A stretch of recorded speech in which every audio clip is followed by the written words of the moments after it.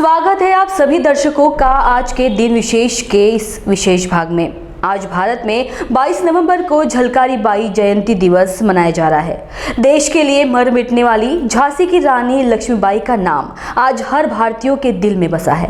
पर यह बात कम लोग ही जानते हैं कि रानी लक्ष्मीबाई के साथ देश की एक और बेटी थी जिसके सर पर रानी का ताज नहीं था, पर फिर भी अपने देश की मिट्टी के लिए वह जी जान से लड़ी और इतिहास के पन्नों पर अपनी अमिट छाप छोड़ गई। हम बात कर रहे हैं रानी लक्ष्मीबाई की परछाई बन अंग्रेजों से लोहा लेने वाली झलकारी बाई की। आज के इस महत्वपूर्ण दिवस के उपलक्ष्य में जानते हैं उनके जीवनी के बारे में। भारत की वीरांगना झलकारी बाई का जन्म बुंदेलखंड के एक गांव में 22 नवंबर 1830 को एक निर्धन कोली परिवार में हुआ था। उनके पिता का नाम सदोवा सिंह उर्फ मूलचंद कोली और माता जमुना बाई उर्फ धनिया। झलकारी बचपन से साहसी और दृढ़ प्रतिज्ञ बालिका थी।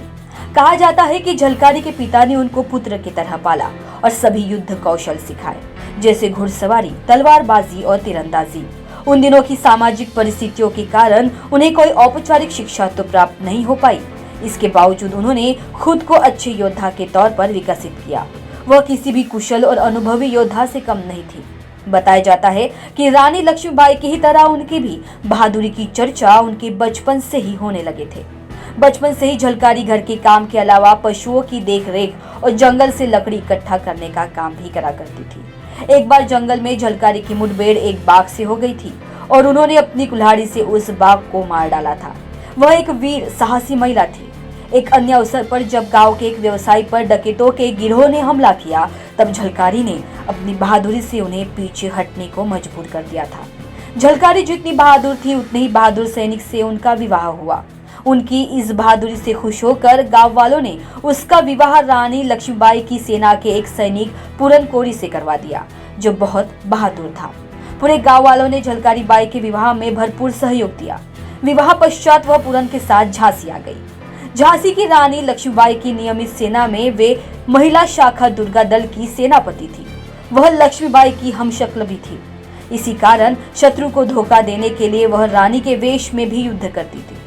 सन 1857 के प्रथम स्वतंत्रता संग्राम में अंग्रेजी सेना से रानी लक्ष्मीबाई के घिर जाने पर झलकारी बाई ने बड़ी सूझबूझ, स्वामी भक्ति और राष्ट्रीयता का परिचय दिया था। लॉर्ड डलहौजी की राज्य हड़पने की नीति के चलते ब्रिटिशों ने निसंतान लक्ष्मीबाई को उनको उत्तराधिकारी की गोद लेने की अनुमति नहीं दी, क्योंकि वह ऐसा करके राज्यों को अपने नियंत्रण में लाना चाहते थे। हालांकि ब्रिटिश की इस कार्रवाई के विरोध में रानी की सारी सेना, उसके सेनानायक और झांसी के लोग रानी के साथ लामबंद हो गए और उन्होंने आत्मसमर्पण करने के बजाय ब्रिटिशों के खिलाफ हथियार उठाने का संकल्प लिया। अप्रैल 1857 के दौरान लक्ष्मीबाई ने झांसी के किले के भीतर से अपनी सेना का नेतृत्व किया और ब्रिटिश और उनके स्थानीय सहयोगी के द्वारा किए गए कई हमलों को नाकाम कर दिया। रानी के सेना नायकों में से एक दुल्हेराव ने उसे धोखा दिया और किले का एक संरक्षित द्वार ब्रिटिश सेना के लिए खोल दिया। जब किले का पतन निश्चित हो गया तो रानी के सेनापतियों और झलकारी बाई ने उन्हें कुछ सैनिकों के साथ किला छोड़कर भागने की सलाह दी। रानी अपने घोड़े पर बैठ अपने कुछ विश्वस्त सैनिकों के साथ झांसी से दूर निकल गई। झलकारी बाई का पति पूरन किले की रक्षा करते हुए शहीद हो गया, लेकिन झलकारी ने बजाय अपने पति की मृत्यु का शोक मनाने के ब्रिटिशों को धोखा देने की एक योजना बनाई। झलकारी ने लक्ष्मीबाई की तरह कपड़े पहने और झांसी की सेना की कमान अपने हाथ में ले ली, जिसके बाद वह किले के बाहर निकल ब्रिटिश जनरल ह्यूग रोज शिविर में उनसे मिलने पहुंची। ब्रिटिश शिविर में पहुंचने पर उसने चिल्लाकर कहा कि वह जनरल ह्यूग रोज से मिलना चाहती है। रोज और उसके सैनिक प्रसन्न थे कि न सिर्फ उन्होंने झांसी पर कब्जा कर लिया है, बल्कि जीवित रानी भी उनके कब्जे में है। जनरल ह्यूग रोज, जो उसे रानी ही समझ रहा था, झलकारी बाई ने उसे पूछा कि उसके साथ क्या किया जाना चाहिए, तो उसने दृढ़ता के साथ कहा, मुझे फांसी दो। जनरल ह्यूग रोज झलकारी का साहस और उसकी नेतृत्व क्षमता से बहुत प्रभावित हुआ और झलकारी बाई को रिहा कर दिया गया। इसके विपरीत कुछ इतिहासकार मानते हैं कि झलकारी इस युद्ध के दौरान वीरगति को प्राप्त हुई।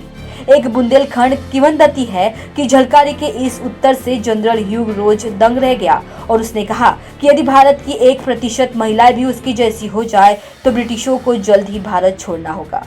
मुख्य धारा के इतिहासकारों द्वारा झलकारी बाई के योगदान को बहुत विस्तार नहीं दिया गया है, लेकिन आधुनिक लेखकों ने उन्हें गुमनामी से उभारा है।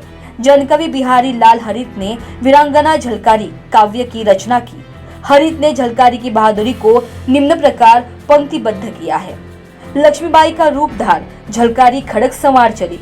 वीरांगना निर्भय लश्कर में शस्त्र अस्त्र तन धार चली। अरुणाचल प्रदेश के राज्यपाल 1993 से 1999 तक माता प्रसाद ने झलकारी बाई की जीवनी की रचना की है। इसके अलावा चोखीलाल वर्मा ने उनकी जीवन पर एक वृहद काव्य लिखा है। मोहनदास नेमिष-राय ने उनकी जीवनी को पुस्तककार दिया है और भवानी शंकर विशारद ने उनकी जीवन परिचय को लिपिबद्ध किया है। राष्ट्रकवि मैथिली शरण गुप्त ने झलकारी की बहादुरी को निम्न प्रकार पंक्तिबद्ध किया है। जाकर रण में ललकारी थी, वह तो झांसी की झलकारी थी। गोरों से लड़ना सिखा गई है, इतिहास में झलक रही वह भारत की ही नारी थी। झलकारी बाई की गाथा आज भी बुंदेलखंड की लोक गाथाओं और लोक गीतों में सुनी जा सकती है। झलकारी बाई के सम्मान में सन 2001 में डाक टिकट भी जारी किया गया। भारत की संपूर्ण आजादी के सपने को पूरा करने के लिए प्राणों का बलिदान करने वाली वीरांगना झलकारी बाई का नाम आज भी इतिहास के पन्नों में अपनी आभा बिखेरता है। ऐसी वीरांगना को महाराष्ट्र टीवी 24 की ओर से शत शत नमन।